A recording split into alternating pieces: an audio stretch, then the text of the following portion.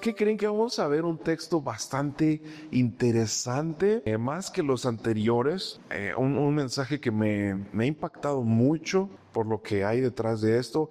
Y entonces estamos continuando esta serie de Hechos, el fundamento de una iglesia, ¿verdad? Y estamos hablando del libro de los Hechos. Ahí en su Nuevo Testamento están los 4 evangelios: San Mateo, San Marcos, San Lucas, San Juan. Inmediatamente viene el libro de los Hechos de los Apóstoles, que es el título oficial de este libro, ¿verdad? Hechos de los Apóstoles. Entonces, es un libro importantísimo, familia. Para quienes les gusta la historia, este es un libro que les va a fascinar porque habla de historia. Es un libro importantísimo porque para nosotros como iglesia hay varias razones por las cuales nosotros tenemos que prestar mucha atención a lo que dice este libro de los Hechos. Y una de ellas, hermanos, es que, por ejemplo, en este libro encontramos ese momento de la historia donde nace la iglesia. Lo que nosotros somos hoy, lo que conocemos como iglesia cristiana, nace en este periodo de la historia. Bueno, más adelante, por ahí del siglo XVI, vemos un movimiento donde nace la iglesia protestante, pero en esencia la iglesia cristiana nace aquí en el libro de los Hechos. Entonces, también uno de los temas principales que nos habla el libro de los Hechos, y este sí quiero que ustedes puedan tenerlo bien en mente a lo largo de toda esta serie, es lo siguiente. El libro de Hechos nos habla de la forma en la que Dios le da poder al creyente por medio del Espíritu Santo para anunciar, para compartir el mensaje de Jesucristo y ser testimonio de ese mensaje. Ese es el propósito general de Hechos. Ver cómo Dios le da poder a los creyentes con el propósito, ese poder por medio del Espíritu Santo, esta persona de la Trinidad, con el propósito de proclamar, de anunciar, de compartir el mensaje de Jesucristo y ser testimonios, ser testigos de que ese mensaje es vivo, es verdadero. Y hasta ahora, en las semanas pasadas, hemos hablado de un par de circunstancias, de 2 cosas muy, muy específicas. Y las voy a mencionar de manera general. Número 1, Jesucristo le da instrucciones a sus discípulos de que cuando Él se vaya, ellos tienen que continuar. Ellos tienen que seguir avanzando, compartiendo ese mensaje de esperanza que Él trajo. Y número 2, esa promesa que Jesús les dio en el versículo 8 del capítulo 1, de cuando venga sobre ustedes el Espíritu Santo, recibirán poder y me serán testigos en tal y tal. Ese versículo es clave. Hechos 1:8 es completamente clave para el propósito de todo el libro. Hemos aprendido eso. Jesús anuncia que Él va a enviar y va a dar esa promesa de que cuando venga el Espíritu Santo ellos recibirán poder para ser testigos, para compartir, para anunciar. Y en segundo lugar, el otro aspecto que hemos visto es que la promesa se cumple. En el versículo 4 del capítulo 2. En Hechos 1:8, Jesús promete que vendrá ese Espíritu Santo que les dará poder para hacer eso. Y en el capítulo 2, versículo 4, vemos cómo se cumple esa promesa donde dice que todos ellos fueron llenos del Espíritu Santo. Y tenemos estas 2 enseñanzas relevantes hasta este punto de lo que hemos estado hablando semanas atrás. Jesús prometió que iba a dar poder para esto. Y entonces vemos el cumplimiento de esa promesa y el Espíritu Santo se derrama sobre la iglesia, viene a posar sobre la iglesia. Y necesitamos resaltar, hermanos, lo que hay alrededor de lo que sucedió en ese día del Pentecostés, de lo que vimos hace 8 días, si alguien lo recuerda. Necesitamos resaltar lo que sucede alrededor de esta eventualidad tan sobrenatural que hablamos la semana pasada, que fue la venida del Espíritu Santo. Y voy a parafrasear, dice ahí el capítulo 2, que estaban todos reunidos, los discípulos, y entonces se escuchó como un viento recio que soplaba sobre la casa donde ellos estaban, y entonces algo sobrenatural pasó porque unas lenguas como de fuego se pusieron sobre cada uno de ellos, y entonces un milagro sucedió. ¿Cuál fue el milagro? Que ellos empezaron a hablar en una lengua, en un idioma que todos entendían, aunque todos eran de diferentes partes de diferentes lugares, de diferentes nacionalidades. Ellos comenzaron a hablar en un lenguaje que todos entendían y hablaban de las maravillas de Dios. Es como si nosotros fuéramos a cualquier zona del otro lado del mundo y de repente empezáramos a hablar con alguien sin necesidad de haber estudiado o aprendido el idioma. Eso es un milagro, esa es la manifestación del Espíritu Santo. Y entonces, casi no hablé nada al respecto sobre un par de expresiones que nosotros encontramos en esta historia, en los versículos 12 y 13, cuando se manifiesta el Espíritu Santo, cuando viene el Espíritu Santo a la iglesia de esta forma tan sobrenatural. Y allí en los versículos 12 y 13 vemos algo bien interesante. Vamos ahí, déjenme lo encuentro yo aquí en mi Biblia. 2 versículos antes de los que vamos a ver el día de hoy. En el 12 y el 13, después de que sucedió esto de que vinieron con unas lenguas de fuego y entonces de repente todos empezaron a hablar en un idioma que todos entendían muy bien. Algunos, dice el versículo 12, todos ellos estaban atónitos y perplejos y se decían unos a otros, ¿y esto qué significa? Pero otros se burlaban y decían, están borrachos, ¿verdad? Hace 8 días vimos cómo el Espíritu Santo vino y se cumple la promesa de que entonces ahora el poder de Dios, la presencia de Dios no estaría sobre nosotros, no estaría con nosotros, sino estaría en nosotros, con el propósito de que recibamos poder. ¿Y qué más trajo el Espíritu Santo, hermanos? Lo vimos hace 8 días, poder y autoridad. Poder y autoridad, ¿para qué? Hechos 1:8. Para ser testigos de Él, para anunciar al mundo, para compartir el mensaje de que Jesucristo trae esperanza, que ese es el propósito de la venida del Espíritu Santo. Pero ante esta eventualidad tan sobrenatural, hermanos, de lo que sucedió aquí en aquel lugar, donde esas lenguas de fuego estuvieron ahí, donde todos empezaron a hablar en el mismo idioma, quienes contemplaban eso desde el margen de la situación, dice ahí en 12 y el 13 que algunos estaban confundidos, estaban preguntándose, ¿qué está sucediendo? Pero otros se estaban burlando, de verdad, y decían, ay, estos están borrachos, ¿verdad?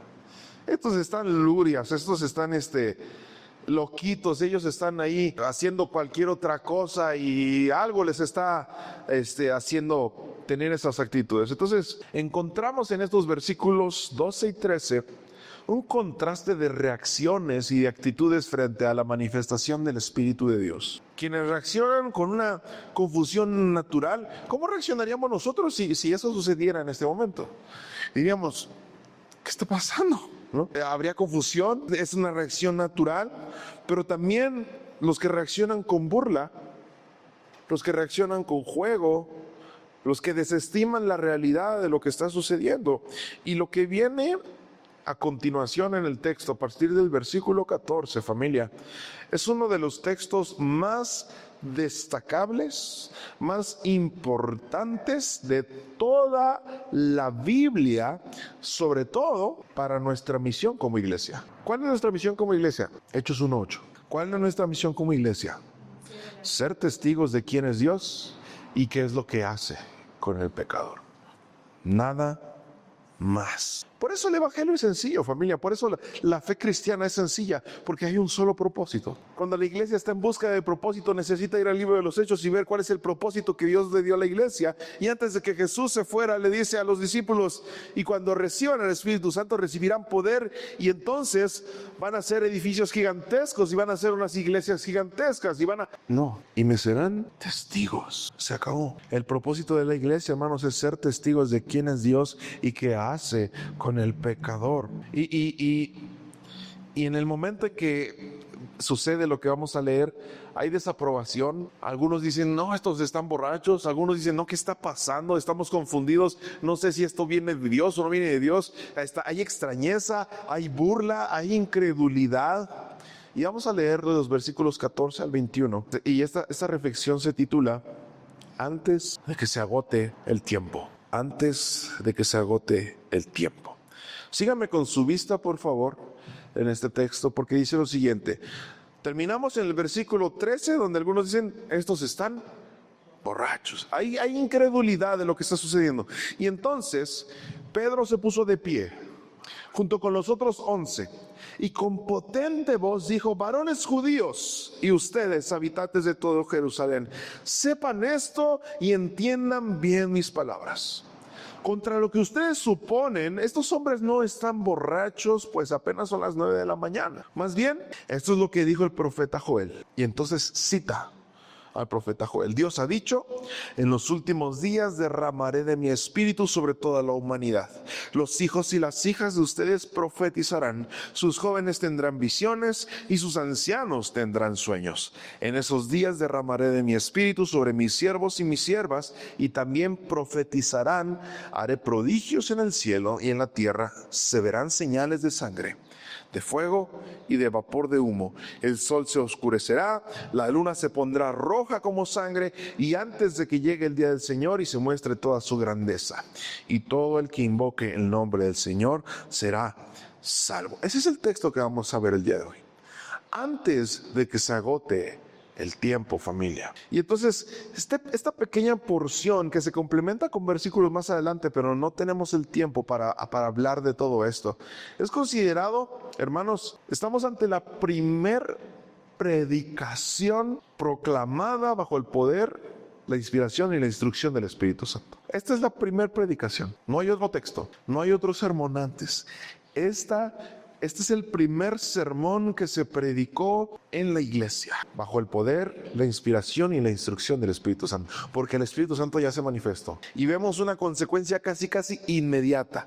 Pedro se pone de pie y entonces comienza a hacer Hechos 1:8, ser testigo.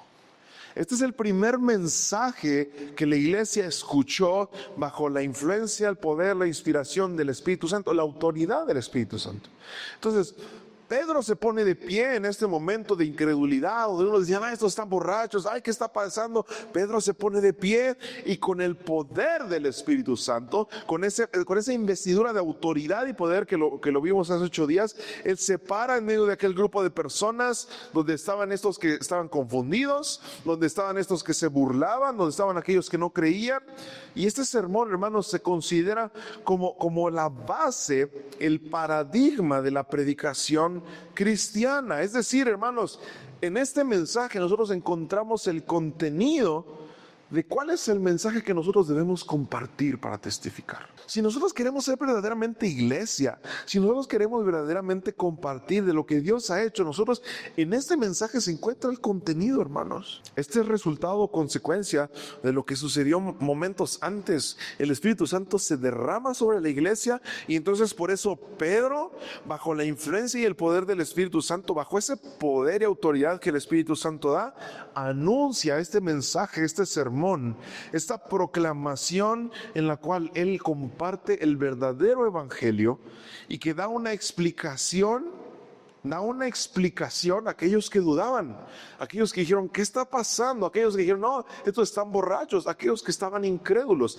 Él se pone de pie y da esta predicación para explicar lo que estaba sucediendo en ese momento tan sobrenatural. Y este mensaje, hermanos, de Hechos 2, del 14 en adelante, es un mensaje que marca el comienzo de lo que la iglesia debería hacer durante siglos después hasta el día de hoy. Si nosotros marcáramos una línea del tiempo, el mensaje de Pedro, el Pentecostés, este mensaje que él se para a dar y proclamar, abrió un espacio en la línea del tiempo que sigue abierto hasta el día de hoy, porque debemos seguir proclamando y predicando el evangelio. No se ha terminado. Pedro abre, digámoslo así, Pedro abre el púlpito de la predicación. Y Pedro no está hablando bajo sus propios esfuerzos, familia. Él está manifestando lo que hace 8 días aprendimos sobre las bendiciones del Espíritu. Pedro está hablando con autoridad. Eso no viene de él. Eso viene del Espíritu Santo. Pedro está hablando con poder. ¿Por qué con poder? ¿Saben cuántas personas se convirtieron después de que Pedro predicó? 3,000. 3,000 personas, porque está predicando con autoridad del Espíritu Santo, con poder del Espíritu Santo. Y mientras Pedro habla, sus palabras están siendo respaldadas, autorizadas y empoderadas por el poder del Espíritu Santo, familia.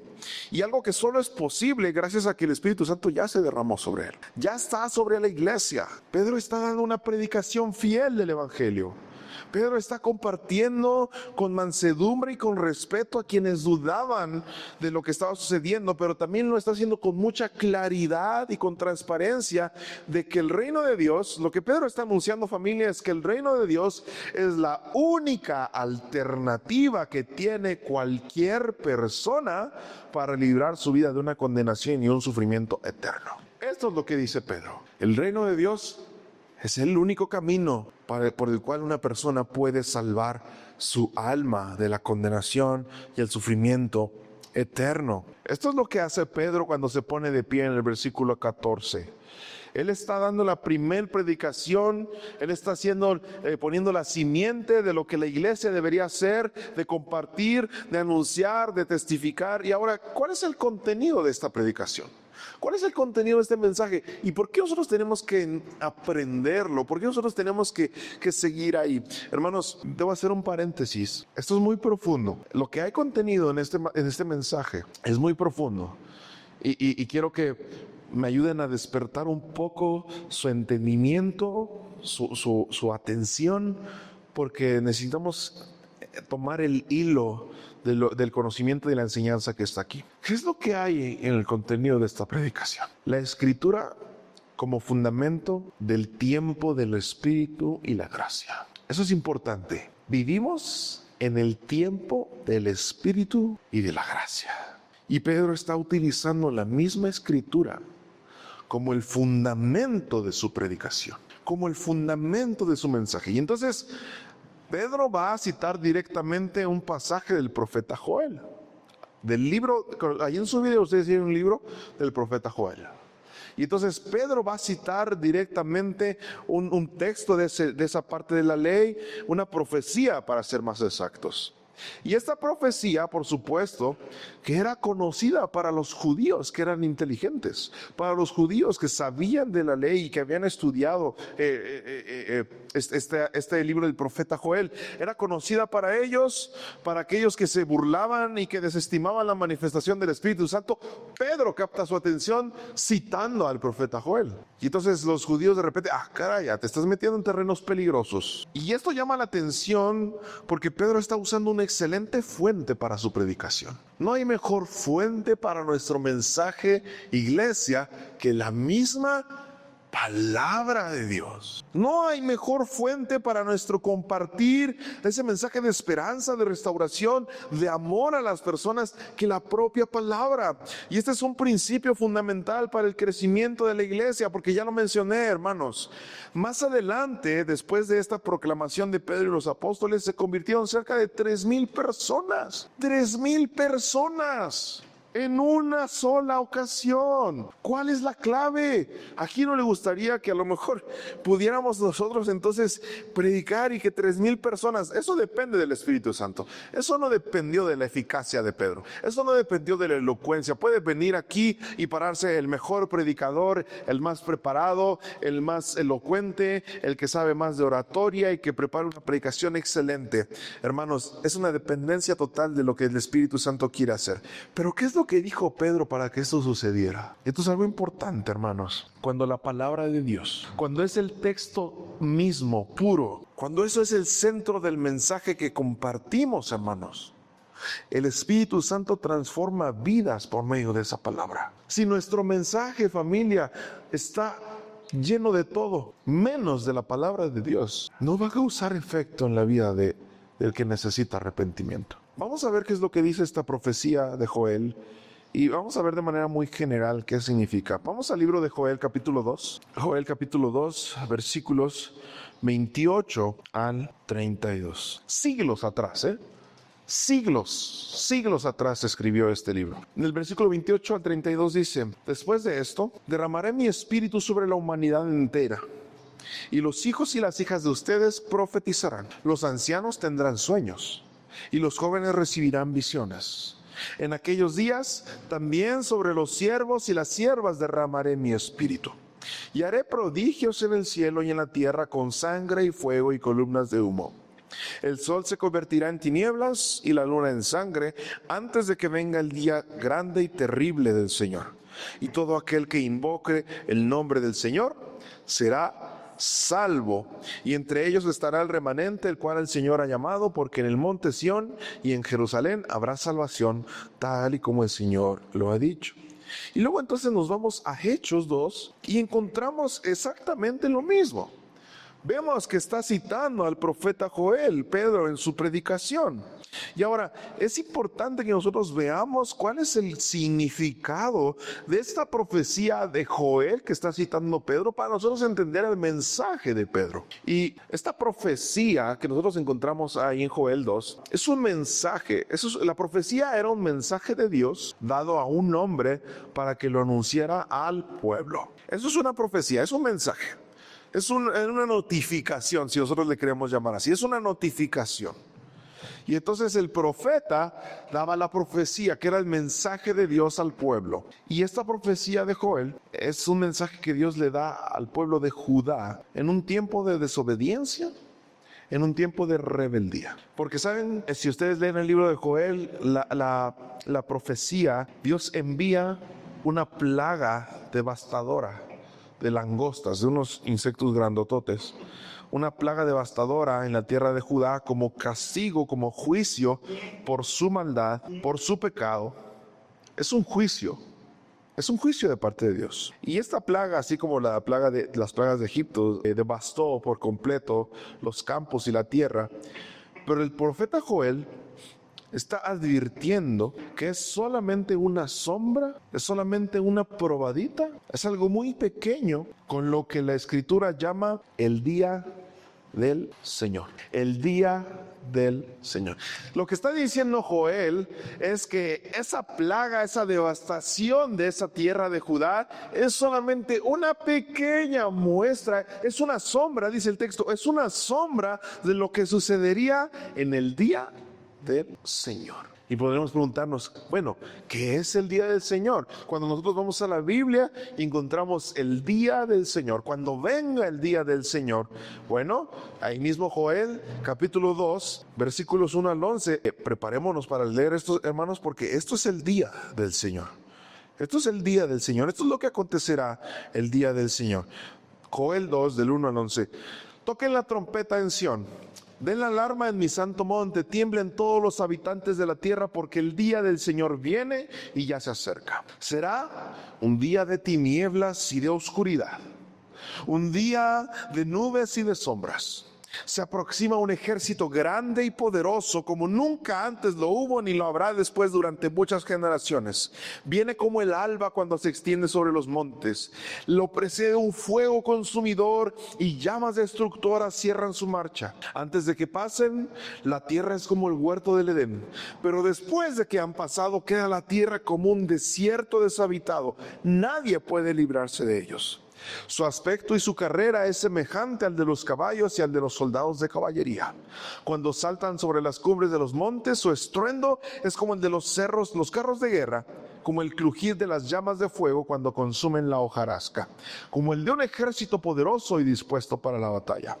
Ante ellos, los pueblos se llenan de miedo y todos los rostros palidecen. Corren como soldados, trepan por los muros como guerreros. Cada uno de ellos mantiene la marcha sin cambiar el rumbo.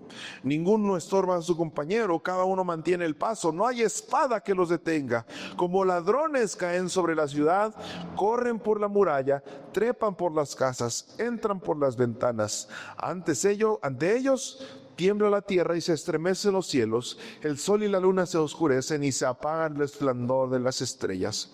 El Señor mismo da las órdenes al frente de su ejército. Muy grandes son sus batallones y fuertes son los que cumplen la orden. Grande y terrible es el día del Señor. ¿Quién podrá resistir? Esto, hermanos, es el día del Señor. Viene aquel día en que el Señor manifieste su juicio contra las naciones. Ese día llegará. El día en que aquellos que no quisieron aceptar el mensaje de salvación y que decidieron permanecer en desobediencia, en la rebeldía a Dios, serán destruidos, asolados, consumidos. Y entonces podremos encontrar varias referencias. Apocalipsis nos habla también de esto. Y hermanos, eso es real. Eso es algo que necesitamos abrazar con conciencia, sobre todo con temor. No es que Dios sea malo, no es que Dios sea terrible y sea un tirano. No, Dios es justo. Dios es justo, y con aquellos que no quieren someterse a su justicia, entonces en esa justicia, aquellos que hicieron bien, retribuirá el bien. Aquellos que le buscaron, aquellos que se arrepintieron, retribuirá la salvación. Y aquellos que no, ahí tendrán su castigo. Llegará ese día, hermanos. Pero ¿por qué Pedro está citando esta profecía? ¿Qué relación tiene Joel con el libro de los Hechos? Bueno, porque desde siglos atrás, en el tiempo de Joel, Dios anuncia que el derramamiento de su espíritu, como lo vimos ahí en los versículos de Joel más adelante, el derramamiento de ese Espíritu Santo sería la antesala al día del Señor. Sería el tiempo antes del día del Señor, del juicio final. Es decir, la llegada del Espíritu Santo, lo que está sucediendo ahí donde está Pedro de pie y proclamando este mensaje, marca el comienzo del tiempo antes de que Dios ejerza su juicio sobre todas las naciones en aquel día final. Y hermanos, esta venida del Espíritu Santo confirma dos cosas. Esto que aprendimos y leímos en Hechos 2 confirma dos cosas dentro de las profecías anunciadas muchísimos siglos antes. Número uno, que el verdadero Mesías ya había venido.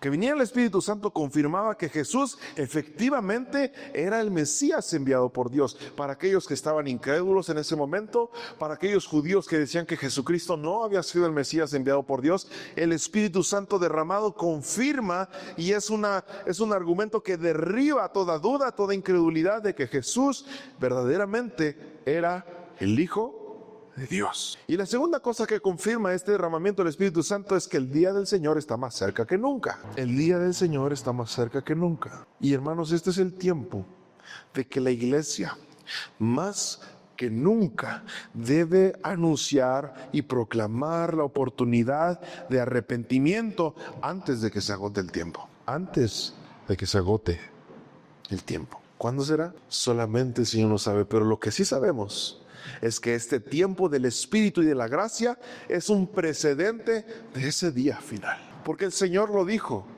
y derramaré de mi Espíritu, y después vendrá el día terrible del Señor. Y aquí en la profecía, hermanos, vemos a la iglesia representada, específicamente en el versículo 17. Si me lo puedes poner por ahí, Emilio, por favor. Dios ha dicho: en los últimos días derramaré mi Espíritu sobre toda la humanidad. Los hijos y las hijas de ustedes profetizarán, sus jóvenes tendrán visiones y sus ancianos tendrán sueños. Hijos, hijas, jóvenes, ancianos. Es una forma poética, porque el libro de Joel y las profecías hay mucha poesía. Es una forma poética de referirse a una generalidad, a una totalidad. ¿Y eso qué quiere decir para nosotros, hermanos? Por eso es hermoso nosotros entender lo que hay detrás de las profecías y el mensaje de Pedro. Porque el Espíritu Santo, hermanos, ya no solamente estaría sobre unos pocos como en el tiempo de los profetas, para proclamar, para anunciar. Ahora, en este derramamiento del Espíritu Santo, Él estaría sobre todo creyente, hermanos. Sobre todo creyente. Ahora todo creyente, toda la iglesia se convertiría en ese profeta, en ese heraldo de proclamación del mensaje de Jesús. Esta es la profecía cumplida. Que tus hijos y tus hijas profetizarán, los jóvenes tendrán sueños y los ancianos tendrán visiones. Es el Espíritu derramado en toda la iglesia. Hermanos, la proclamación del mensaje no solamente le corresponde a los pastores, a los evangelistas, a los misioneros, a los maestros. La proclamación del mensaje, y según lo dice la Escritura, es responsabilidad de todo aquel que posee el Espíritu de Dios. Ahora nosotros somos los profetas, familia. Ahora nosotros tenemos la autoridad y el poder para proclamar ese mensaje. La iglesia tiene la autoridad y el poder del Espíritu para anunciarlo. Es una habilidad y una capacidad que nos da el Espíritu a todos nosotros. No es que eso es trabajo de los pastores nada más. Es que eso es trabajo de quienes predican, y a mí no me toca. Hermanos, este es el tiempo, porque se acerca el día del Señor. Este es el tiempo en el que la humanidad tiene la oportunidad todavía de arrepentirse. Y hermanos, la forma en la que lo está haciendo Pedro y la forma en la que lo hizo Joel, el profeta, están anunciando dos cosas. Están anunciando juicio y están anunciando gracia. Están anunciando juicio y están anunciando gracia. ¿Por qué, hermanos? Este es el centro del mensaje que debemos compartir como iglesia. Este es el mensaje que debemos compartir. Juicio y gracia. Pero hoy vivimos en tiempos, familia, en donde muchas iglesias hemos perdido el sentido original de la predicación apostólica, de la verdadera predicación de la iglesia. El propósito de nuestro mensaje, familia, es anunciar que Dios va a traer juicio a aquellos que no se arrepientan. Pero hay una oportunidad de gracia en Jesucristo. Pero muchas veces anunciamos la gracia sin anunciar el juicio. Muchas veces decimos, Dios va a salvar tu vida, Dios va a restaurar tu vida, Jesucristo puede darte salvación, esperanza, vida eterna. ¿Pero de qué? ¿El juicio? ¿El castigo? ¿Eso es real? La iglesia tiene que anunciar que habrá un juicio, pero hay una esperanza. Hay una oportunidad de arrepentirse. Hay una oportunidad de alcanzar salvación y ser librados de ese día final. Esta es la oportunidad que Dios le da al mundo, hermanos. El tiempo del Espíritu, este tiempo que estamos viviendo como iglesia, donde aún no llega el día final, el día del Señor, y estamos empoderados por el poder del Espíritu. Este es el tiempo que Dios le da al mundo, de que por medio de su iglesia puedan escuchar el mensaje de juicio y de gracia. Es que en esa iglesia solamente hablan de que somos pecadores. En esa iglesia dicen que no merecemos nada y que nosotros solamente hay maldad y que el ser humano es malo por naturaleza. Mejor me voy con esta iglesia donde me hacen sentir bien y me dicen que Jesús me ama y que Él va a estar conmigo. Ese no es el propósito de la iglesia. ¿Cómo se va a arrepentir la gente si no les dices que Dios va a traer juicio sobre ellos? ¿Qué van a creer ellos si no les compartes que en el día final solo hay dos caminos? Así como hablas del cielo, habla del infierno también. Porque así como es real el cielo, hermanos, así es real el infierno también. Este es el corazón de la predicación de Pedro, iglesia. Pedro se pone de pie y nos enseña, nos da el ejemplo de cómo debemos predicar. Y no me refiero a pararnos acá al frente y a predicar así de esta manera. De cómo vamos a compartir el mensaje. De cómo le voy a hablar a aquel que necesita. Oye, ¿sabes qué? Tienes una oportunidad. El día final se acerca. Y hay una forma de evangelizar que aplica muy bien este principio. Es una forma de evangelizar muy explosiva. Y fue un boom en la década de los 90s, los 2000s, porque de repente en las campañas evangelísticas alguien se te acercaba y te decía, si tú te murieras el día de hoy, ¿a dónde irías? Y la gente se queda fría. Te dicen, al cielo. Ok, ¿y eres cristiano? ¿Aceptas a Jesucristo? No, yo creo en Dios, pero no que la iglesia. No hay otra. Jesús es el camino, la verdad y la vida. Si no vas para allá, no hay otro camino. No hay para acá, no hay para acá, solamente para allá. Pero nos da miedo, nos da temor anunciar que Dios va a traer juicio. Porque la gente nos va a rechazar. Y saben, esta manifestación de burla, de rechazo, de incredulidad, es algo que nos enseña que es completamente normal ante la predicación de nuestro mensaje. La Escritura dice que después de esta predicación se convirtieron 3,000 personas, pero había más. ¿Qué pasó con aquellos? Pues bueno, rechazaron el mensaje, no quisieron creer. Pedro está anunciando, hermanos, que este es el tiempo que Dios nos da para arrepentirnos y ser salvos. Y dejen de pensar de aquí para afuera, hermanos. Pensemos de aquí para adentro. Verdaderamente he aprovechado la oportunidad que Dios me está dando para arrepentirme. Verdaderamente he tomado la decisión de seguirlo, porque la profecía dice que cuando el Espíritu sea derramado, estará anunciando que el día del Señor está cerca. ¿Quieres esperar o vas a dejar que se te agote el tiempo? Mañana le digo, mañana oro por él. Mañana pongo firma esa net, mañana. Hazlo antes de que se agote el tiempo. Comprométete con el Señor antes de que se agote el tiempo. Cumple el propósito que Él te dio en Hechos 1:8 antes de que se agote el tiempo. Arrepiéntete y acéptalo antes de que se acabe el tiempo. Ese es el mensaje que Pedro da a la iglesia. El día del Señor está cerca. El día del Señor está cerca. Y hermanos, si quieren más señales de que el día del Señor está cerca, pues bueno, vean las noticias. El día del Señor está cerquísima. Aprovechemos la oportunidad que nos da antes de que se agote el tiempo. Vamos a orar. Gracias, Señor, por este mensaje. Gracias por la oportunidad, por la gracia que nos muestra, Señor, en este mensaje del día de hoy. Esta paciencia y esta misericordia de extender el tiempo, Señor, para que tengamos la oportunidad de volver nuestro corazón a ti. Perdón si hemos perdido el sentido de la predicación. Perdón si solamente hemos hablado de la gracia y no del juicio. Padre, queremos aprovechar este poder y esta autoridad que viene del Espíritu Santo. Queremos compartir. Este es el tiempo en el que tú esperas que la iglesia salga, Señor.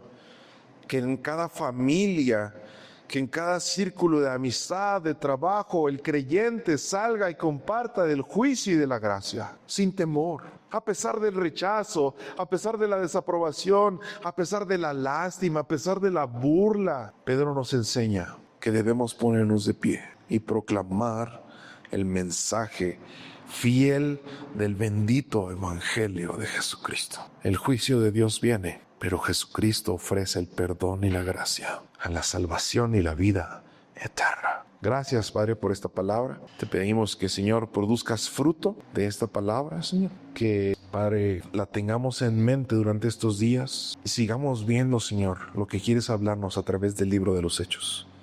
En el nombre de Jesús. Amén.